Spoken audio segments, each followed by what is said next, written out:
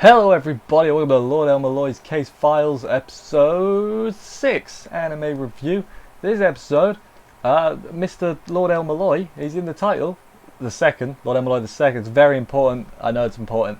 Didn't really show up. I mean, he was there, but he wasn't really. It focused on Graeber and Reiners and Luvia as well, so that was nice. It was actually kind of a more, almost slice of lifey, if you can call it that. But it was still pretty alright, you know, it was the calm before the storm. I mean, from the end of the episode, I think that's literally what they were going for, was calm before the storm. But anyway, yeah, let's crack on with this episode. Not a lot too much really happened. It was mostly, I mean, as always, it's mostly a self-contained plot. But then at the end, some interesting stuff happened, so let's do this. So the episode begins, we have Reiners, Luvia, and Graeber. They're just stuck, and, you know, and I was like, okay, that's weird. I assume we're going to build up to how they got there, and that we do. We go backwards, back in time, to Waver teaching a class, but then he remembers Gilgamesh at one point, because he's talking about kings being buried with their goods, and he remembers Gilgamesh. Completely throws him off in the class. He's like, and he starts reading the bit he's already read. You know, he's flummoxed from remembering old Gilgamesh. So then Graeber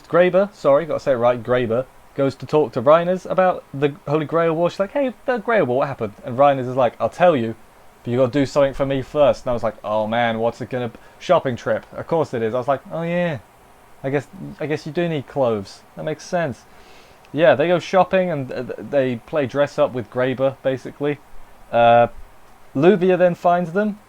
She owns the store now, I guess, and she talks about, hang on, I wrote it down. It's magecraft that encourages people to buy things, which there should be magic laws against that, because, you know, it's making, I don't know magic law, because it's not real. Spoiler. I guess you got like magic tricks, but it's not. That's a whole separate. It's not even really a debate. It's just another. Anyway, moving on. Now they're all hanging out. Basically, we get a little montage of them all hanging out. There's like that other girl with the pink hair. I think it's pink. I think I'm remembering right. I don't know if she's someone, but she has a design. Like, as someone is in like a proper, has shown up in other Fates character. I don't remember. So either the answer is no, or holoatraxia.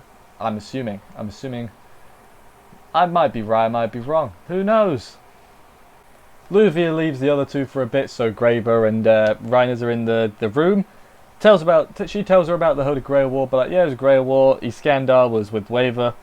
Talk about all that a bit. You know, I'm not going to go over that. I assume people have seen Fate Zero, because, you know, that's the thing you should do. Then the lights go out and Reiners' eyes turn on. Like, they Human Torch, like, eyes on. That was a bad joke. It's fine. Luvia comes back and is like, what's going on? They're in a bounded field, which basically means they're in a pocket. It's like a pocket dimension. They can't escape, basically. They try and escape. They're like, pew, pew, pew. They shoot the door a little bit. That was cool. Didn't work. To figure out how to do it, they're like, we got to think like our boy Lord El-Melloi II. So, okay, let's do that. They're like, okay, it's the why done it. Why are we trapped here?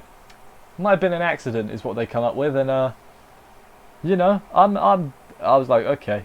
This is very much a lower stakes conflict, I guess, or case. Case is a good word.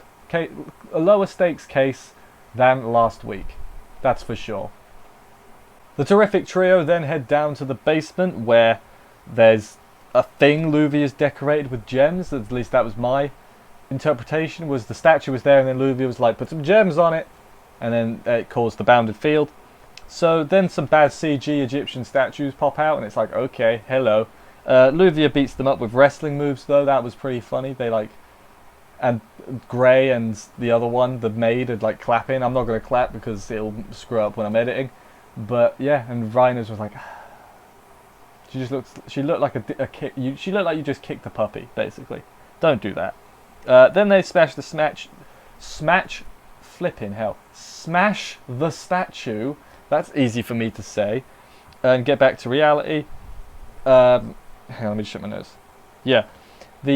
On the car ride back with Reiners and Graeber, they're trying to figure out. She asks Reiners why the thing went out all haywire, and she was like, it's because we're treasures and it didn't want to let us go. And I'm like, okay, but actually though, what's the actual reason? Like, I know, like, Yes, it's very nice and it's good for Grey's self-esteem. You give her a little pep talk and that. But what's the actual reason it went haywire at that exact time? We're not going to find out. It doesn't matter. But it's something I'd like to know, you know? So yeah, then Graver gets back to Waver. I should stop calling it Graver. It's not. It's a thing at this point. She's bought a present for him. I don't think we see what the present is unless we do. And oh, it was that thing she was looking at, wasn't it? Yeah. I remember. So she bought her a present. She bought him a present. Easy for me to say. Doesn't give it to him though because Waver, he's lost the little cloth. You know, Iskandar's cloth, the thing he's got to remember it. He lost it. Good old Waver. I mean, he didn't lose it. It got stolen. There's a letter in the thing, the box where it was kept. He's like, head to a banquet by Rail Zeppelin. So Rail Zeppelin has sent him a letter being like, hey, you know, if you want to see your precious cloth again, come find us. And he's like, Grey, please come with me. Graber, sorry, please come with me. And so yeah, I think we're finally getting to the Rail Zeppelin-ing, if that makes sense. I'm assuming this is the start of a bigger overarching plot revolving around the Rail Zeppelin as opposed to like these have been big, like, you know, episode of the week type things. But yeah, you know what, this episode was a nice calm before the storm. That is what it was. You could tell it was all calm. The conflict, the case was, you know, not that much of a big deal. You know, there wasn't a bad guy. Yeah, there was dress ups, you know. It was good. It was a calm before the storm though. I'm excited to see the storm at this point. I'm like, yeah, okay, let's see what the Rail Zeppelining is all about. And yeah, well, anyway, thank you everybody for watching. I hope you enjoyed this review. Consider subscribing if you're not already for a million other reviews. They're very lots of them because there's a lot of anime. Yeah, thank you everybody for watching. I will see you next week, and bye guys.